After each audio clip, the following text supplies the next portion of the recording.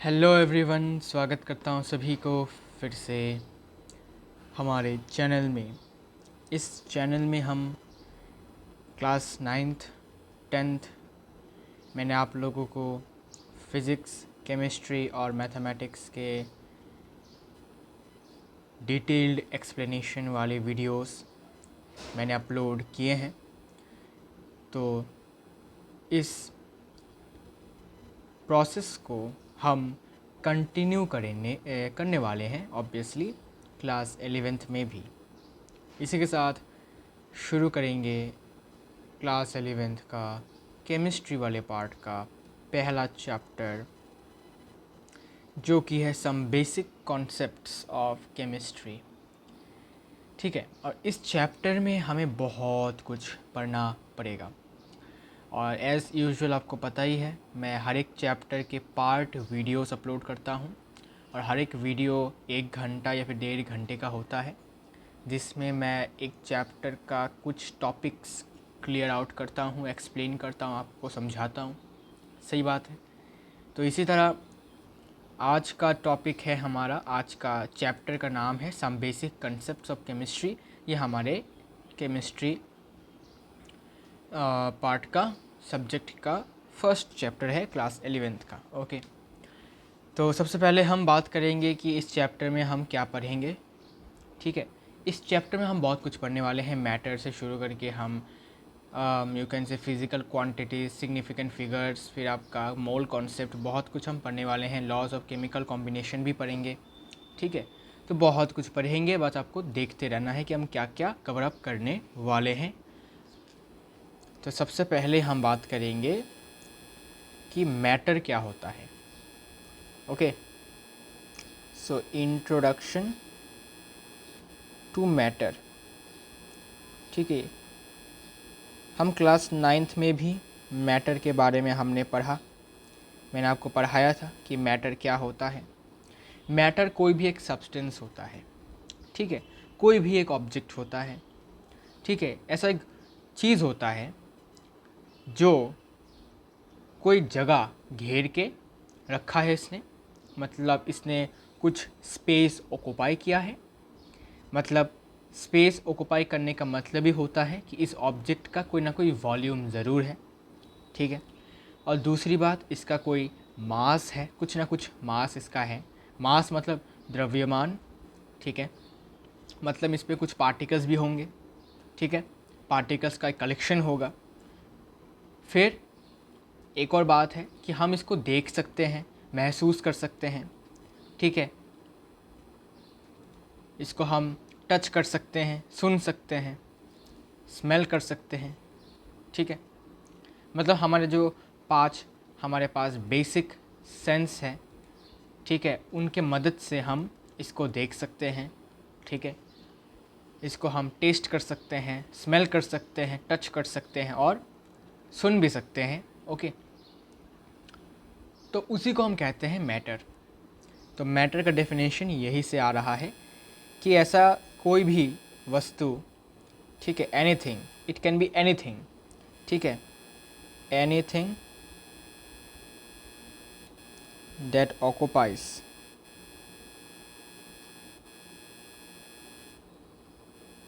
Space. अगर कोई भी चीज़ जगह घेर रहा है, मतलब स्पेस ऑक्युपाई कर रहा है, मतलब इसका मतलब होना कि वॉल्यूम है उसके पास। वॉल्यूम का मतलब ही होता है कि एक जगह को, एक स्पेस को ऑक्युपाई करना, घेरना। ठीक है ना, जैसे कि तुम अभी टेबल पर बैठे हुए हो या फिर बिस्तर पे लेटे हुए हो या फिर तुम कहीं पर खड़े हुए हो, ठीक है, ज़मीन के ऊपर, तो तुमने कुछ एरिया, कुछ स्पेस तुमने ऑक्युपाई करके रखा है। इसका मतलब ही कि तुम्हारा कुछ वॉल्यूम है। बिकॉज बिना वॉल्यूम के, कि बिना, यू कैन से कि without any volume you can not occupy A space. जगह को घेरने के लिए तुमको कुछ ना कुछ वॉल्यूम तुमको चाहिए होगा। ठीक है, उसी को हम कहते हैं कि उस यू कैन से उस ऑब्जेक्ट का कुछ ना कुछ वॉल्यूम होना, मतलब उसने कुछ ना कुछ स्पेस, जगह उसने घेर के रखी है। ठीक है, इसके बाद क्या होना चाहिए कि उसके पास द्रव्यमान होना चाहिए। मास होना चाहिए। ठीक है, दूसरा बात, अब ये तीसरी बात है कि can be perceived, can be perceived by one और मोर of the 5 basic senses, जैसे कि देखना, फिर hearing मतलब सुनना,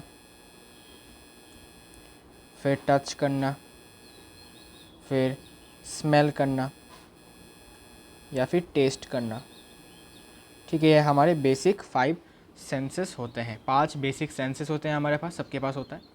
ठीक है, इसके मदद से अगर हम किसी भी चीज़ का कोई वॉल्यूम है, उसका कोई मास है, मतलब उसमें कुछ पार्टिकल्स हैं, मास का होना मतलब होता है कि उसमें कुछ ना कुछ पार्टिकल्स हैं। ठीक है, बहुत सारे पार्टिकल्स से बन के मिल के बना है वो। ठीक है, तीसरी बात कि हम इसको देख सकते हैं, सूंघ सकते हैं, इसको हम टेस्ट कर सकते हैं, छू सकते हैं, इसको हम देख सकते हैं, सुन सकते हैं, ऐसा। तो उसी को हम कहते हैं मैटर। जैसे कि तुम देखो, यू कैन से टेबल, पढ़ाई का टेबल, हम क्या कर सकते हैं, इसको हम छू सकते हैं, देख सकते हैं। ठीक है, तो ये भी एक यू कैन से मैटर हो गया। क्यों? बिकॉज इसने 3 क्राइटेरिया फॉलो किया है। क्या क्या क्राइटेरिया है? पहला कि इसने कुछ जगह घेर के रखा है। ठीक है, अगर तुम टेबल को कि अपने रूम में कहीं भी रखते हो तो देखना कि वहाँ पर का जो जगह है, जो स्पेस है, ये ऑक्यूपाई कर लेता है, मतलब जगह घेरता है। तुम उस जगह पर और कुछ नहीं रख सकते, तुमको उस जगह पर सिर्फ और सिर्फ एक टेबल ही तुमने रख दिया है। अगर तुमने रखा है टेबल को, तो तुम उस जगह पे, उस स्पेस में तुम और कोई ऑब्जेक्ट नहीं रख सकते। मतलब उस जगह को घेर के रखा है किसने? टेबल ने। मतलब उसका कुछ ना कुछ वॉल्यूम होगा। ठीक है, और मास होगा ऑब्वियसली। मतलब क्या? मतलब होता है कि वो पार्टिकल से बना है ही। ठीक है, मास का होना मतलब कि वो पार्टिकल से बना है, पार्टिकल्स के कलेक्शन से बना है। ठीक है, अच्छा, और हम उसको देख भी सकते हैं, छू भी सकते हैं। तो ये तीनों क्राइटेरिया ये फॉलो कर रहा है, मतलब ये हमारा एक मैटर हो गया। ह्यूमन बॉडी भी एक मैटर है। ठीक है, तो एग्जांपल्स लिख लो भाई, मैटर के क्या क्या एग्जांपल्स हैं वो लिख लो भाई, तुम लिख सकते हो, आई नो। तो लिखते हैं। सबसे पहले एग्जांपल के तौर पे देखें तो ह्यूमन बॉडी ही हम सबसे पहले एग्जांपल लेते हैं। ह्यूमन बॉडी हो गया, फिर आपका टेबल हो गया, फिर आपका फ़ोन हो गया।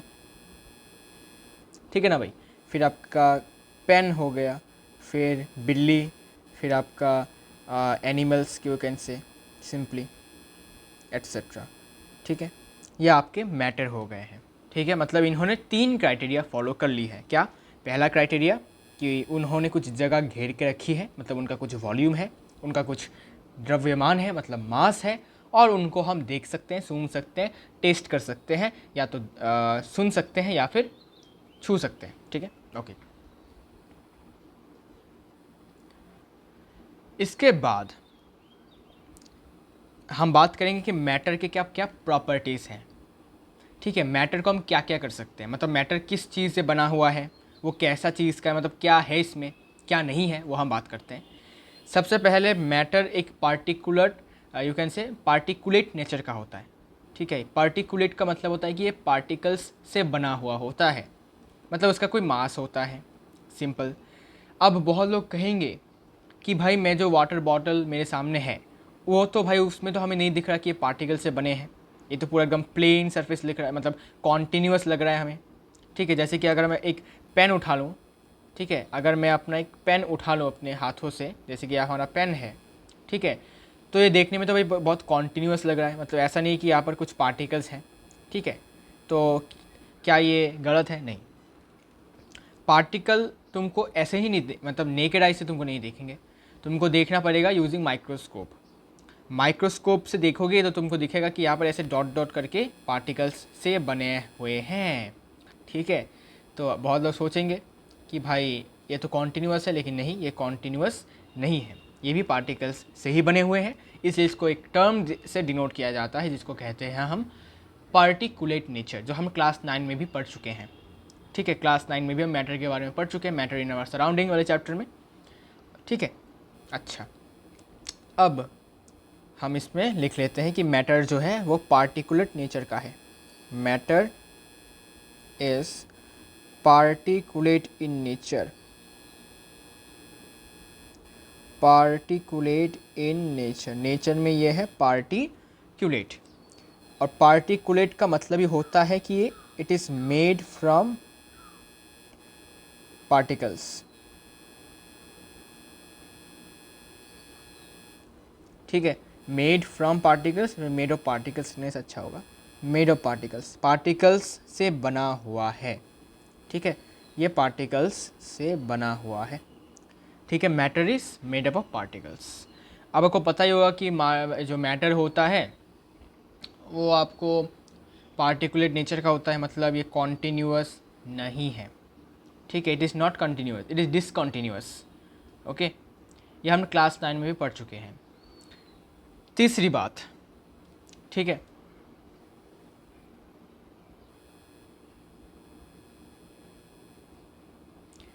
एनर्जी। अगर हम बात करें तो क्या हम एनर्जी को भी एक मैटर कह सकते हैं? नहीं, एनर्जी को हम सेंस ज़रूर कर सकते हैं, जैसे कि हीट एनर्जी हो गया, जैसे कि लाइट एनर्जी हो गया, जैसे कि साउंड एनर्जी हो गया। इनको हम सुन सकते हैं, देख सकते हैं, महसूस कर सकते हैं, सेंस कर सकते हैं, लेकिन वो ना ही कोई जगह घेर रहा है, ना ही उनका कोई मास है। इसलिए हम एनर्जी को एज ए मैटर क्लासीफाई नहीं कर सकते, बिकॉज इसने तीनों के तीनों क्राइटेरिया इसने फॉलो नहीं किया। तो energy can not be termed और can not be classified as a matter, because energy doesn't have any mass not any volume. ठीक है, ना मास है ना वॉल्यूम है, लेकिन इनको हम अपने 5 बेसिक सेंस के मदद से हम इनको परसीव कर सकते हैं। ठीक है, अच्छा, तो ये बात आपको याद रखना है। ठीक है, इसके बाद हम अभी मैटर को क्लासीफाई करने वाले हैं। ठीक है, मैटर के कितने तरीके होते हैं उनको हम क्लासीफाई करेंगे। अब क्लासिफिकेशन 2 तरीके के होते हैं, एक है फिजिकल प्रॉपर्टीज़ के ऊपर बेस्ड, एक यू कैन से क्लासिफिकेशन जिसको हम कहते हैं फिजिकल क्लासिफिकेशन ऑफ मैटर, और दूसरा है केमिकल कॉम्पोजिशन के ऊपर बेस्ड जिसको हम कहते हैं केमिकल कॉम्पोजिशन ऑफ मैटर। ठीक है, तो आइए बात करते हैं क्लासिफिकेशन ऑफ मैटर के बारे में। Now let's begin classification of matter. उम्मीद करता हूँ इतना तक समझ में आ रहा होगा, क्लास 9th का ही कॉन्सेप्ट है ये। ठीक है, धीरे धीरे करके, अभी तो पहले तो आपको क्लास 9th का ही कॉन्सेप्ट मिलेगा, कंसेप्ट आपको पहले क्लास 9th का ही मिलेगा, फिर बाद में आपको न्यू टॉपिक्स भी देखने को मिलेंगे जो आपने कभी नहीं पढ़े। ठीक है, अच्छा, तो क्लासिफिकेशन ऑफ मैटर में सबसे पहले नंबर 1, ठीक है, on the basis of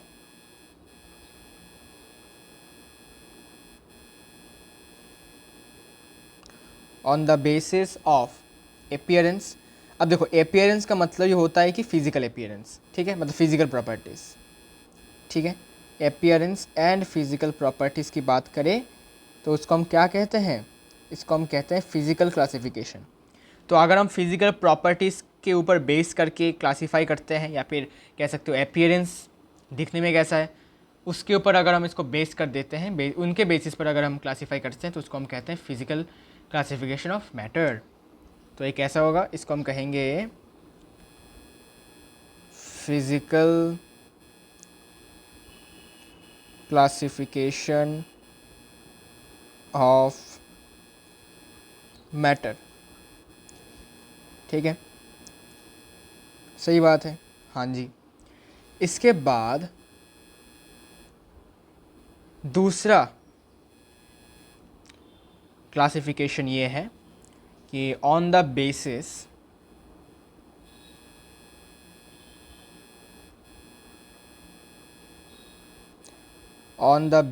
of chemical composition. Chemical composition कैसा है, अरेंजमेंट कैसा है एटम्स का, या फिर केमिकली कैसे बने हुए हैं, केमिकल बिल्टअप कैसा है। ठीक है, केमिकल बिल्टअप कैसा है, उस पर बेस करके जो क्लासिफिकेशन है उसको हम कहते हैं chemical classification. Simple, chemical classification, ठीक है भाई। हाँ, मज़ा तो आ रहा है थोड़ा थोड़ा, ठीक है ना, क्योंकि ये सारे के सारे नोन कॉन्सेप्ट्स हैं, लेकिन जितने भी अभी अननोन आने वाले हैं उसमें भी आपको सेम इंटरेस्ट आपको मेंटेन करना है, नहीं तो समझ नहीं पाओगे। बिकॉज एलेवेंथ और क्लास नाइन्थ ऐसे दो क्लासेस होते हैं जिनमें आपको समझ में कुछ नहीं आता, ठीक है। ऐसे ऐसे कंसेप्ट आपको समझ में मतलब पढ़ाया जाता है आपको, जो आपके दिमाग में घुसता नहीं है, और वही एक्चुअली बहुत इंपॉर्टेंट होते हैं आपके फर्दर जो आपका जो नेक्स्ट क्लास होता है, जैसे कि क्लास 10th और क्लास 12th, उसमें यूज़ होता है क्लास 9th के कॉन्सेप्ट्स। तो अगर आपने क्लास 9th और 11th को अच्छे से ध्यान नहीं दिया तो 10th और 12th में आपको दिक्कतें फेस करने ज़रूर पड़ेंगे। ओके, इसीलिए कह रहा हूँ कि 11th को आपको ध्यानपूर्वक से आपको सारे के सारे कंसेप्ट्स को आपको क्लियर कर लेना है। 11th में टाइम लिमिटेड हो जाता है, बिकॉज चैप्टर्स ज़्यादा होते हैं और टाइम हो जाता है लिमिटेड। आप मतलब ऐसा नहीं कि भाई बैकलॉग्स रह गए मुझे, मतलब मैंने क्लास 9th 10th में जैसे मेरे बैकलॉग्स थे वैसे ही 11th में भी है, तो ऐसा यू कैन से कि बैकलॉग्स होना, I know it is natural in class 11th, because new you can से न्यू कॉन्सेप्ट्स रहते हैं तो समझने में दिक्कत होते हैं। अच्छा, ये समझता हूँ मैं, लेकिन अगर आप उन बैकलॉग्स को अगर आप कंप्लीट नहीं कर रहे हैं तब भाई ये दिक्कत हो जाएगा आपको, ठीक है। It will B you can से प्रॉब्लमेटिक, ठीक है। ये आपको अब पता नहीं चलेगा, जब आप 12th में उठोगे तब देखना कि 11th के कॉन्सेप्ट्स ही वहाँ पर लग रहे होंगे। 50% 11th के कॉन्सेप्ट्स होंगे और 50% आपका 12th के न्यू कॉन्सेप्ट्स होंगे। तो अगर आपने 11th में कुछ नहीं पढ़ा, फिर आपको मतलब 12th में बचाने वाला कोई नहीं होगा भाई। आप जितना मर्जी आप भगवान को नमन कर लो, ठीक है, उनको पुकारो कि बचा लो, लेकिन कोई बचाने नहीं आएगा, ठीक है। इसलिए भाई खुद से ही अपने आप को बिल्डअप अभी से कर लो, ठीक है। अभी से टाइम है आपके पास, अभी से बिना टाइम वेस्ट किए हर दिन थोड़ा थोड़ा 2 घंटे या फिर 1 घंटे कुछ न्यू कॉन्सेप्ट्स पढ़ने की कोशिश करो। रटना मत, रटने की गलती बिल्कुल भी मत करना भाई। गलती से भी मतलब क्या बोलूँ मैं इसको, रटने का जो बीमारी है ये गलती से भी तुम्हारे अंदर नहीं आनी चाहिए भाई, ठीक है। 9th में तुमने हो सकता है तुमने रट्टा मार के एग्ज़ाम दिया हो, 10th में भी तुमने रट्टा मार के एग्ज़ाम दिया हो, लेकिन 11th में ऐसा नहीं चलेगा, ठीक है।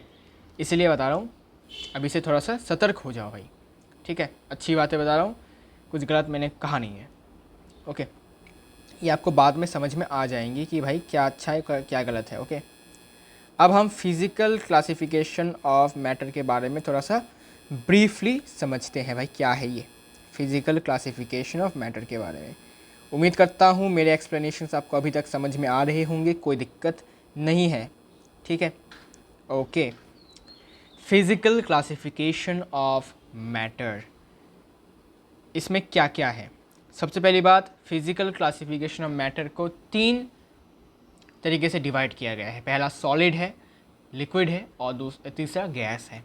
तो हम पढ़ चुके हैं बहुत पहले से भाई, क्लास 3, 4, 5, 6, 7, 8 जितने भी हम क्लासेस पार करके आए हैं उन सब में हमने बहुत बार ही हमने सॉलिड लिक्विड गैस के बारे में पढ़ा है, इसमें नया कुछ नहीं है, ठीक है ना।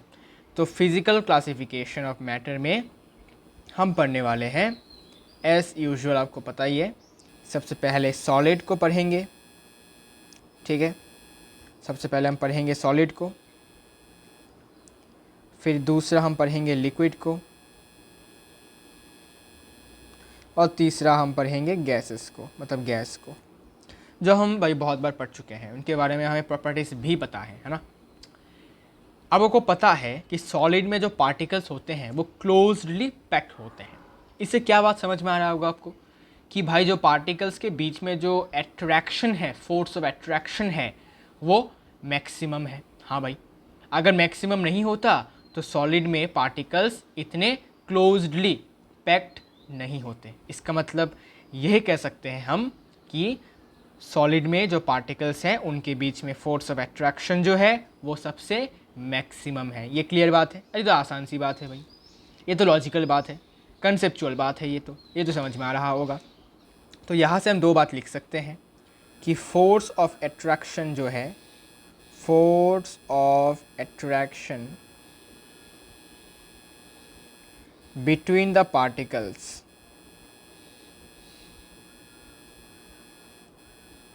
ठीक है, वो कैसा है वो हमें भी लिखेंगे। थोड़ा वेट करो, इसको थोड़ा मैं नीचे लेके जाता हूँ।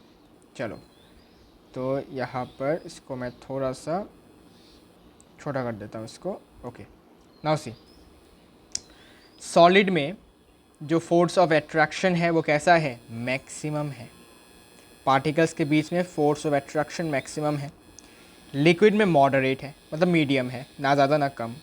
और गैसेस में लीस्ट है, मतलब एकदम कम। तभी आप देखना गैसेस में जो पार्टिकल्स होते हैं वो इतना लूजली पैक्ड होता है कि वो किसी भी यू कैन से कंटेनर में अगर तुम रख देते हो या फिर किसी भी रूम में रख देते हो तो उसी रूम का वॉल्यूम ये आराम से ऑक्यूपाई कर लेते हैं गैसेस, बिकॉज उनका पार्टिकल्स लूजली पैक्ड होता है। ठीक है, तो वो कहीं भी दूर दूर अपने आप को अरेंज कर सकते हैं। ठीक है ना भाई। अच्छा, लेकिन अगर हम पार्टिकल्स के बीच में डिस्टेंस की बात करें तब इसका उल्टा हमें देखने को मिलता है। अगर हम बात करें कि सॉलिड में, इसे लिखता हूँ, डिस्टेंस बिटवीन पार्टिकल्स। सॉलिड में हमें पता है पार्टिकल्स क्लोज्डली पैक्ड होते हैं, मतलब इनके बीच में डिस्टेंस होता है सबसे कम, मतलब लीस्ट। तो सॉलिड में पार्टिकल्स बहुत क्लोजली पैक्ड होते हैं, इसलिए इनके बीच में डिस्टेंस होता है बहुत कम। लिक्विड में as usual it will be moderate, और गैसेस में सबसे ज़्यादा मैक्सिमम। ठीक है, बिकॉज गैसेस में हमें पता है लूजली पैक्ड होते हैं पार्टिकल्स, और पार्टिकल्स, ठीक है, मतलब एक पार्टिकल और एक पार्टिकल के बीच में जो डिस्टेंस है वो बहुत ज़्यादा है, मैक्सिमम है। ठीक है, लेकिन सॉलिड में वही डिस्टेंस इतना है, ऐसा क्लोजली पैक्ड है, मतलब डिस्टेंस बहुत क्या, D is very very minimum. Okay, अच्छा, ये तो समझ में आ रहा होगा, इजी है। ठीक है, उम्मीद करता हूँ समझ में आ गया होगा इतना तक। एक और बात मैं आपको बताना चाहता हूँ कि गैसेस में जो पार्टिकल्स के बीच में फोर्स ऑफ अट्रैक्शन है वो इतना कम है कि you can say it is almost it tends to zero, या फिर कह सकते हो नेग्लिजिबल। मतलब गैसियस स्टेट में जब पार्टिकल्स रहते हैं तब उनके बीच में जो फोर्स ऑफ अट्रैक्शन होता है ये इतना कम होता है कि यू कैन से कि भाई नहीं है, ऐसा कह सकते हो, एकदम ना के बराबर। ठीक है, तो यू कैन राइट कि ये जो लीस्ट है you can say it is almost negligible. ठीक है, नेग्लिजिबल, या फिर कह सकते हो ज़ीरो, मतलब इतना कम है भाई कि तो यू कैन से भाई neglect, you can neglect it, इतना कम है इसका वैल्यू। ठीक है, मतलब ना के बराबर है, ये बात आपको याद रखना है। ठीक है, यह हो गया अपना फिजिकल क्लासिफिकेशन ऑफ मैटर के पहला पार्ट। अब हम सॉलिड, लिक्विड और गैस में थोड़ा सा डिफरेंस देख लेते हैं कि कैसा होता है उनका। तो मैं इसको यहाँ पर लिख देता हूँ, कोई दिक्कत नहीं है। ठीक है ना, हम इसको यहाँ पर लिख सकते हैं, थोड़ा सा इसको हम यहाँ लाते हैं साइड में। ओके, तो इनके बीच में मैं एक लाइन खींच देता हूँ जिससे कि प्रॉब्लम ना हो। ओके, कहाँ गया, इसको येलो से मार्क कर देता हूँ। ठीक है, चलो, हो गया डिफरेंस।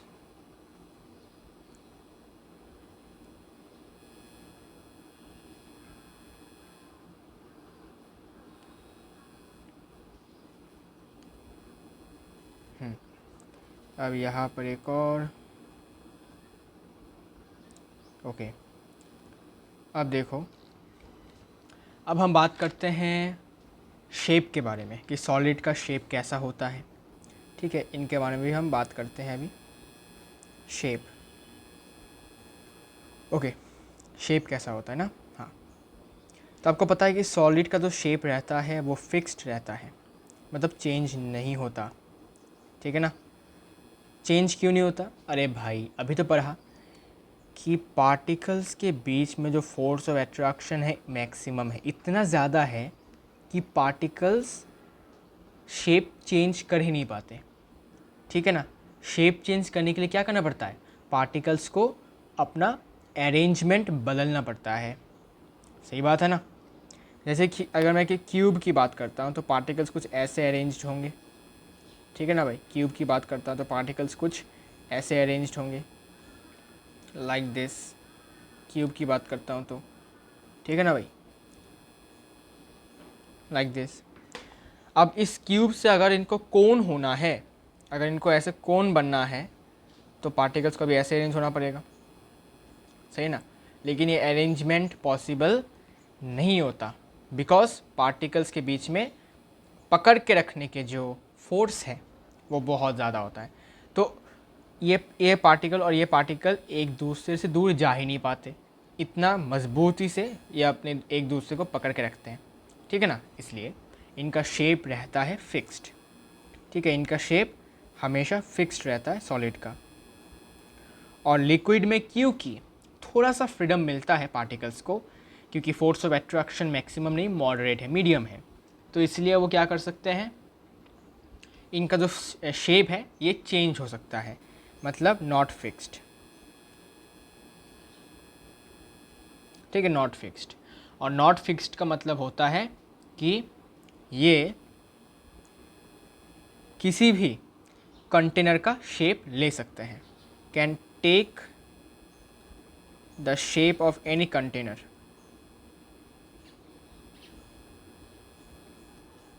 किसी भी कंटेनर में रखोगे उसी कंटेनर का शेप ये लिक्विड ले लेते हैं, बिकॉज इनके बीच में, मतलब इन लिक्विड स्टेट में जो पार्टिकल्स हैं, पार्टिकल्स के बीच में जो फोर्स ऑफ अट्रैक्शन है वो मीडियम है, जिसके कारण पार्टिकल्स एक दूसरे से थोड़ा इधर उधर दूर जा सकते हैं, जिसके कारण वो किसी भी कंटेनर का शेप ले लेते हैं। ठीक है, इसलिए इनका जो शेप है वो फिक्स्ड नहीं रहता, मतलब चेंजेबल है, सिंपल सी बात है। फिर वॉल्यूम का भी गैस का भी सेम ही है, गैस का भी सेम ही है, नॉट फिक्स्ड। ठीक है, अब गैस का तो भाई और भी यू कैन से गैस का जो भाई फोर्स ऑफ अट्रैक्शन तो नेग्लिजिबल है, ज़ीरो के बराबर है, तो पार्टिकल्स एक दूसरे से बहुत दूर तक जा सकते हैं। ठीक है, खुद अपने आप को डिफरेंट डिफरेंट शेप में अरेंज कर सकते हैं, बिकॉज फोर्स ऑफ अट्रैक्शन तो ज़ीरो के बराबर है, जिसके कारण से वो किसी भी कंटेनर का एक शेप ले सकते हैं। अगर बॉटल में रखोगे तो बॉटल का शेप ले लेंगे, अगर बकेट में रखोगे तो बकेट का शेप ले लेंगे, अगर आप किसी भी डिफरेंट अगर आप जैसे कि अगर आप मटके में रखोगे तो मटके का शेप ले लेंगे। ठीक है, तो ये डिपेंड करेगा कि कौन सा कंटेनर में आप रख रहे हो, लेकिन जो भी बोलो भाई सभी कंटेनर का ये शेप ले लेते हैं, because force of attraction is very least, जो कि हमने लिक्विड के केस में भी देखा। आप खुद प्रैक्टिकल कर सकते हो, अपने घर में डिफरेंट साइज़ का बॉटल ले लो, उनमें पानी डालो, तो देखोगे पानी जिस भी बॉटल में आप रखोगे उसी बॉटल का ये शेप ले लेता है। अगर बॉटल लंबा है तो लंबा शेप ले लेगा, अगर गोल है बॉटल तो गोल शेप ले लेगा। ठीक है ना भाई? अच्छा, तो ये था भाई शेप। अब एक और फैक्टर है जो कि है वॉल्यूम का, जो मैं लिखता हूँ, थोड़ा सा साइड में रुको, जगह तो नहीं है यहाँ पर, लेकिन मैं फिर भी लिख देता हूँ कि कैसे क्या होता है। ओके, थोड़ा सा वेट करते हैं, इसको मैं थोड़ा सा फिक्स करता हूँ, इसको थोड़ा छोटा करना पड़ेगा। ओके ओके, इसके बाद यहाँ लिख देता हूँ वॉल्यूम का केस। ओके, वॉल्यूम का केस यहाँ लिख देता हूँ। चलो, तो यहाँ लिखो भाई वॉल्यूम, है ना? वॉल्यूम कैसा मतलब कैसा होता है वो देखते हैं। चलो, लेट्स गो। वॉल्यूम, तो सॉलिड का वॉल्यूम फिक्स्ड रहता है। ठीक है, अगर तुम एक यू कैन से किताब ले लो, वो भी एक सॉलिड है, तो उसका वॉल्यूम कभी भी चेंज नहीं होता। ऐसा नहीं कि तुमने किताब को स्कूल में लेकर गए, तुम सपोज किताब को ट्यूशन में लेके गए, तो बुक का चेंज मतलब किताब का जो शेप है वो वॉल्यूम है, चेंज हो गया। ठीक है, वो और भी लंबा हो गया, ठीक है ना। और भी बड़ा हो गया बुक, और स्कूल लेके जाते हो तो बुक पतला हो जाता है, ऐसा नहीं है ना। तो वॉल्यूम्स फिक्स्ड रहता है सॉलिड का, बिकॉज आपको पता ही है कि फोर्स ऑफ अट्रैक्शन मैक्सिमम रहता है, जिसके कारण से पार्टिकल्स इधर उधर फ्रीली मूव ही नहीं कर पाते, तो वो अपने ओरिजिनल पोजीशन पे इंटैक्ट रहते हैं, जिसके कारण से इनका वॉल्यूम भी इंटैक्ट मतलब फिक्स्ड रहता है। अब लिक्विड के केस में क्या होता है, लिक्विड के केस में भी तुम्हारा वॉल्यूम फिक्स्ड रहता है, लेकिन भाई बहुत लोग इस बात को समझते नहीं है कि भाई वॉल्यूम फिक्स्ड कैसे है।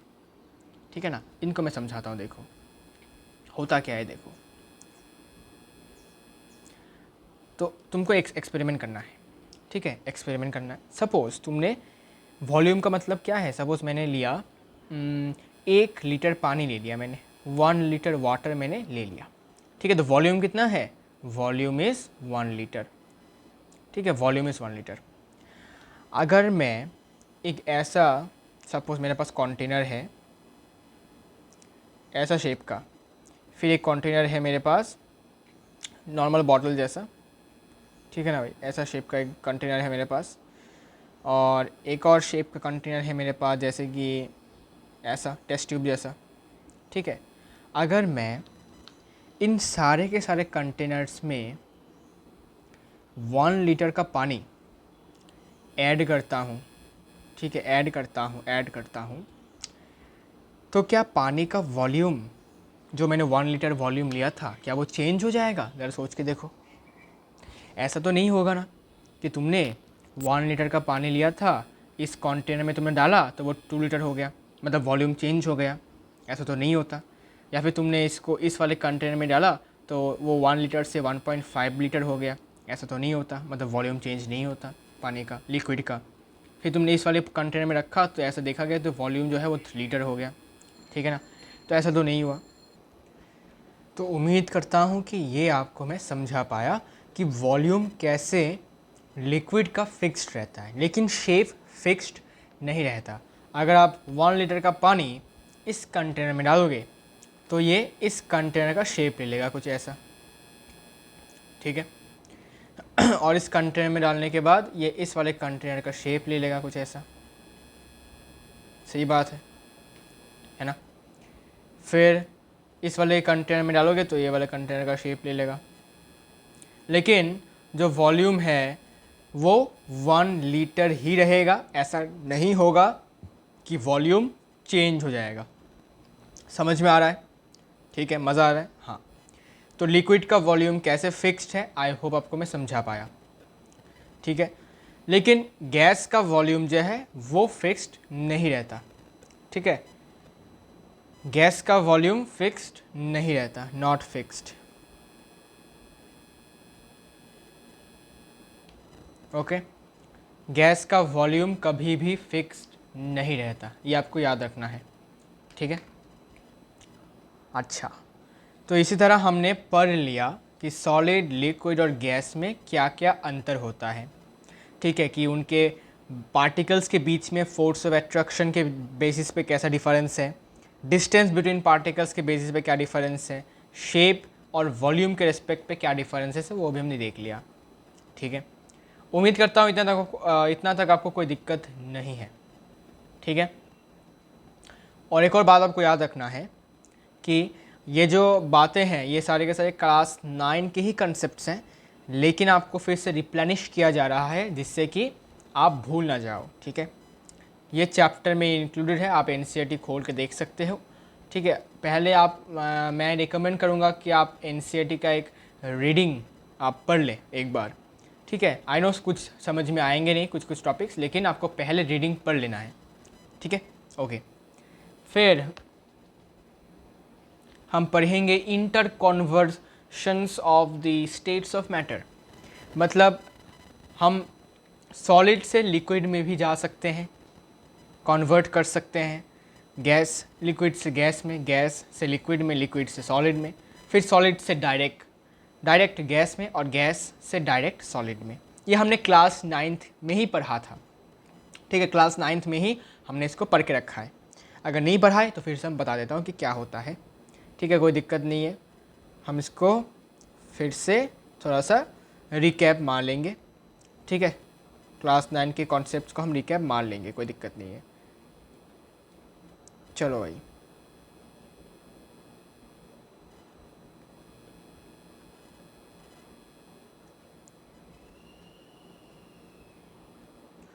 चलिए शुरू करते हैं फिर। Let's begin. Okay, now we are going to talk about the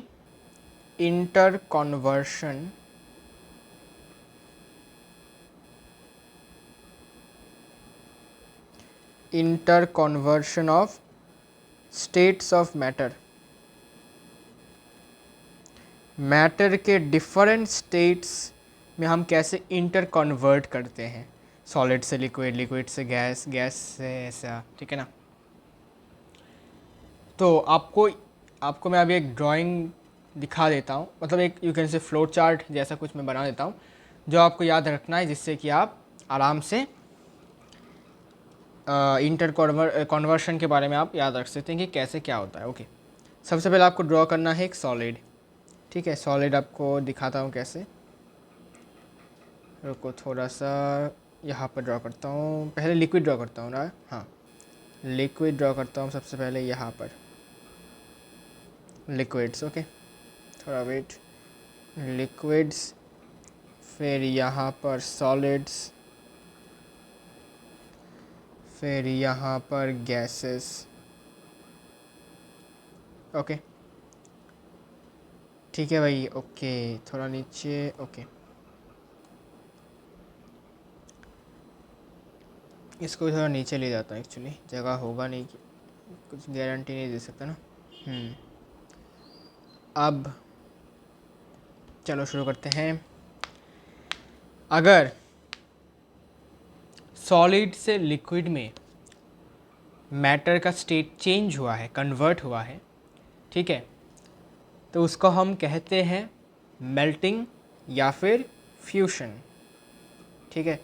अगर सॉलिड से लिक्विड में कन्वर्ट हुआ है, ठीक है, तो क्या कहेंगे, मेल्टिंग या फिर फ्यूशन। एग्जाम्पल क्या है, एग्जाम्पल है जैसे कि आइस क्यूब सॉलिड स्टेट में रहता है, वो जब पिघल जाता है मतलब मेल्ट हो जाता है, लिक्विड फॉर्म में कन्वर्ट हो जाता है, सिंपल सी बात है, वाटर में बन जाता है, कन्वर्ट हो जाता है, तो इसको हम कहते हैं मेल्टिंग या फिर फ्यूजन। अब अगर उल्टा हो, अगर लिक्विड स्टेट में था और फिर सॉलिड हो गया, ठीक है, तब क्या कहेंगे, तब हम कहेंगे इसको फ्रीजिंग, ठीक है। जैसे पानी फ्रीज हो जाता है, फ्रीज होकर बर्फ़ बन जाता है, ठीक है, फ्रीजिंग या फिर सॉलिडिफिकेशन, ठीक है, इसको हम कहते हैं फ्रीजिंग या फिर सॉलिडिफिकेशन, याद रहेगा, ठीक है, फ्रीजिंग या फिर सॉलिडिफिकेशन, लिक्विड से सॉलिड में अगर कन्वर्ट होता है तो, ठीक है। फिर लिक्विड से अगर गैस बन जाता है तब क्या कहेंगे, अगर लिक्विड से गैस बन जाता है, लिक्विड से गैस बन जाता है, तब हम कहते हैं वेपोराइजेशन, वेपोराइजेशन, वेपोराइजेशन, ठीक है। वेपर बन जाता है मतलब वाटर वेपर जैसा होता है ना। वाटर को जब हम बॉयल करते हैं या फिर जब इवोपोरेट होता है तब ये बन जाता है वाटर वेपर, इसलिए नाम इसका याद रख सकते हैं ऐसे, वेपोराइजेशन, ठीक है। अगर आप गैस से लिक्विड बन जाता है तब क्या होगा, तो हमें पता है इस प्रोसेस को क्या कहा जाता है, इसको कहते हैं हम कंडेंसेशन। जब भी वाटर वेपर किसी भी कूल मेटल सरफेस से टकराता है, कूल मेटल सरफेस से टकराने के बाद हमें वाटर ड्रॉपलेट्स दिखता है, मतलब गैस से वाटर मतलब लिक्विड बन गया है, तो इसको हम कहते हैं कंडेंसेशन,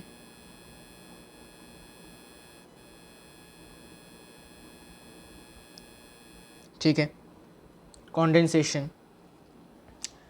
अब ऐसा भी होता है कि भाई सॉलिड से डायरेक्ट सॉलिड से डायरेक्ट गैस बन जाता है, ठीक है, जिसको हम कहते हैं सब्लिमेशन, ठीक है। ये हमने पढ़ा था क्लास 9th में, अगर आपको याद है तो, ठीक है। मैं लिखता हूँ, देखो, अगर सॉलिड से डायरेक्ट गैस बन रहा है तो उसको हम कहते हैं सब्लिमेशन। और ऐसे सब्सटेंसेस को जिनका सब्लिमेशन होता है उनको हम कहते हैं सबलाइम सब्सटेंसेस, जैसे कैम्फर, फिर आपका नेपथेलिन, ठीक है ना। इसके बाद आपका एमोनियम क्लोराइड, ठीक है। फिर आपका ड्राई आइस, ठीक है, मतलब सॉलिड CO2, वो भी सबलाइम सब्सटेंस है, मतलब वो डायरेक्ट सॉलिड से गैस बन जाता है, लिक्विड स्टेट में ये पैर नहीं रखता।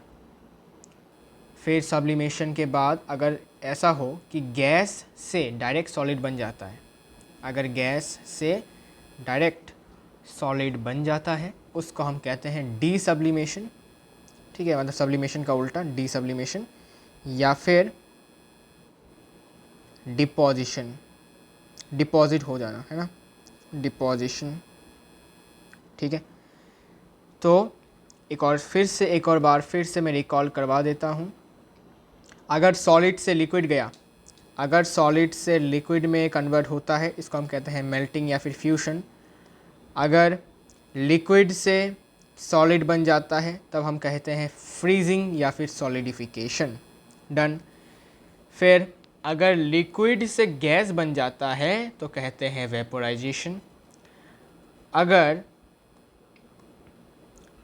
गैस से लिक्विड बन जाता है इसको कहते हैं कॉन्डेंसेशन, ठीक है। देन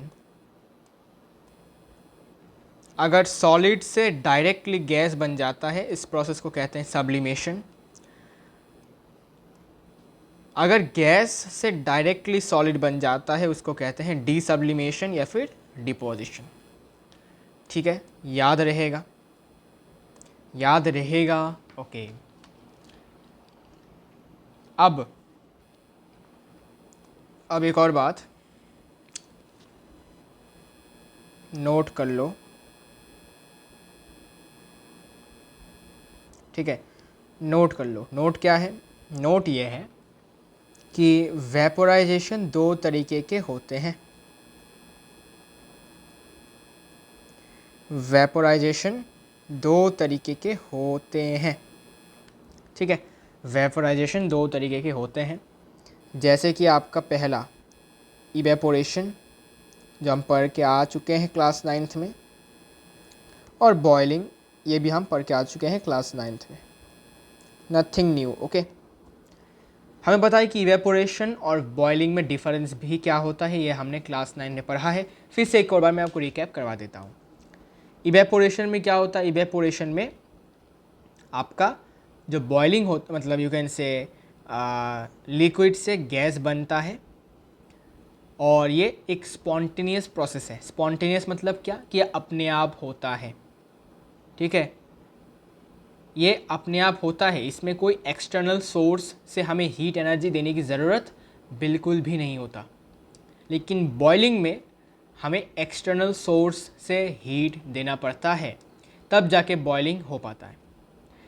दूसरी बात, बॉइलिंग एक बल्क फिनोमिनन है और इवेपोरेशन एक सरफेस फेनोमिनन है। आपको पता है बल्क और सरफेस क्या होता है, ये हम बाद में भी हम एक्सप्लोर इसको कर सकते हैं, एक्सप्लोर करेंगे इसको, क्या है ये एक्सप्लोर करेंगे, एक्सप्लेन करेंगे, ठीक है, ओके। अभी के लिए शॉर्टकट में बता रहा हूँ। और इवेपोरेशन जो है, ठीक है, ये आपका बॉइलिंग टेम्परेचर के नीचे वाले टेम्परेचर पे होता है, ठीक है। जैसे कि वाटर का बॉइलिंग पॉइंट कितना है? 100 डिग्री सेल्सियस, 100 डिग्री सेल्सियस। तो 100 डिग्री सेल्सियस के नीचे किसी भी टेम्परेचर पर अगर वाटर वेपर में कन्वर्ट हो जाता है, मतलब लिक्विड से गैस बन जाता है, उसी प्रोसेस को हम कहते हैं इवेपोरेशन, ठीक है। तो यहाँ से हमें एक बात पता चल गया है कि इवेपोरेशन जो है वो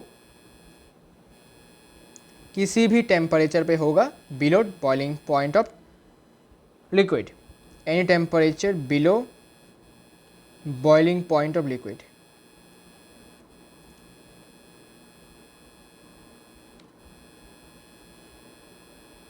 ठीक है भाई, मज़ा आ रहा है? हाँ। और बॉइलिंग जो है ये boiling point of the substance पर ही होता है, या फिर लिक्विड में भी होता है, ठीक है।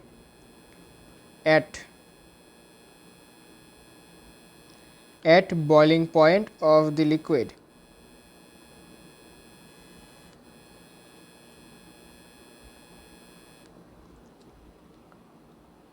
ठीक है। तो ये बॉइलिंग पॉइंट पर होता है और ये बॉइलिंग पॉइंट से नीचे किसी भी टेम्परेचर पे हो जाता है, ठीक है। जैसे कि एग्जांपल के तौर पर अगर देखें तो वाटर ही ले लो एग्जांपल। वाटर को हमें बॉयल करना पड़ता है 100 डिग्री सेल्सियस पर, ठीक है। बॉयल्स एट रुको रुको रुको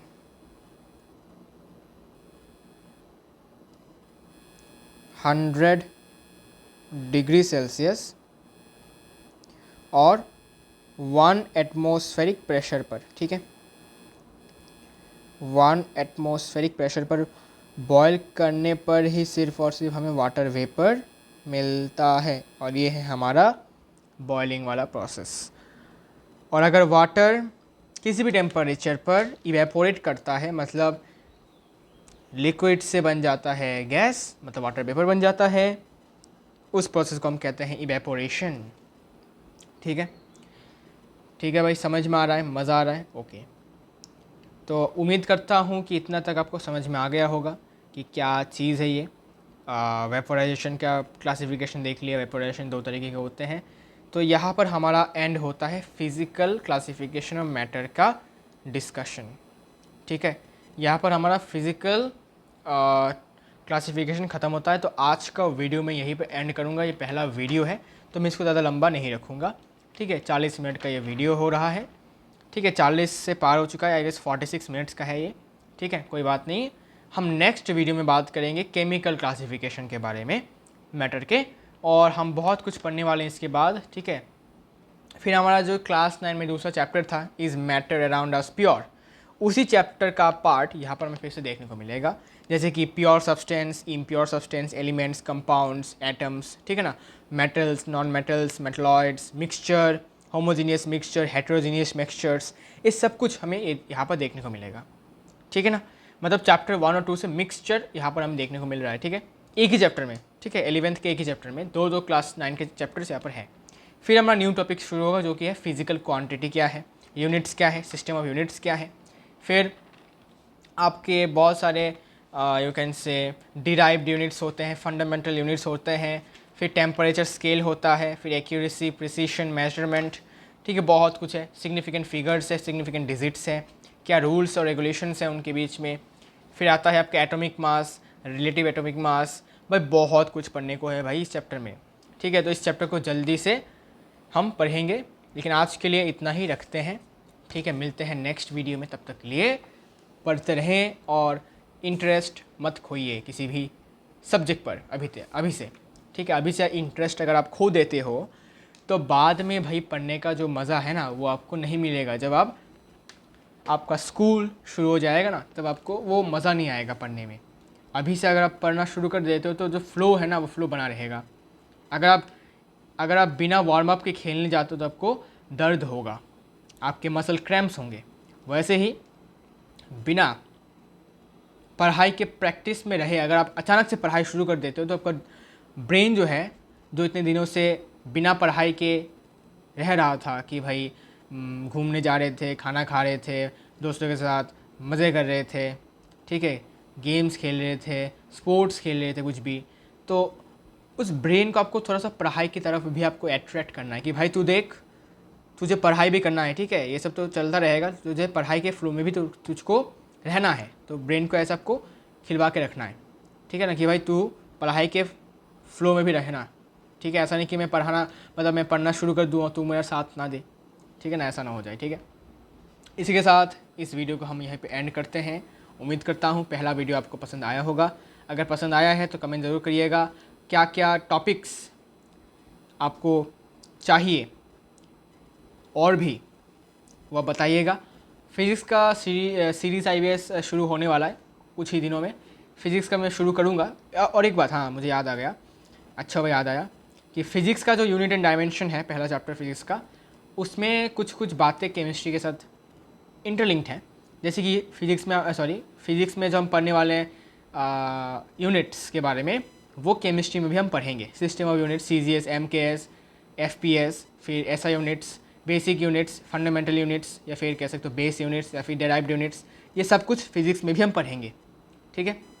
मेजरमेंट, वो सब कुछ हमें फिजिक्स में फिर से देखने को मिलेगा। तो ये एक बोनस जैसा है, बिकॉज अगर आप केमिस्ट्री वाला यूनिट्स एंड डायमेंशंस केमिस्ट्री में जो यूनिट्स हैं उनको आप अच्छे से पढ़ लेते हो, फिजिकल क्वांटिटीज़ को पढ़ लेते हो, तो फिजिक्स में आपको वो पढ़ने की ज़रूरत नहीं है, बिकॉज सेम ही टॉपिक है वो।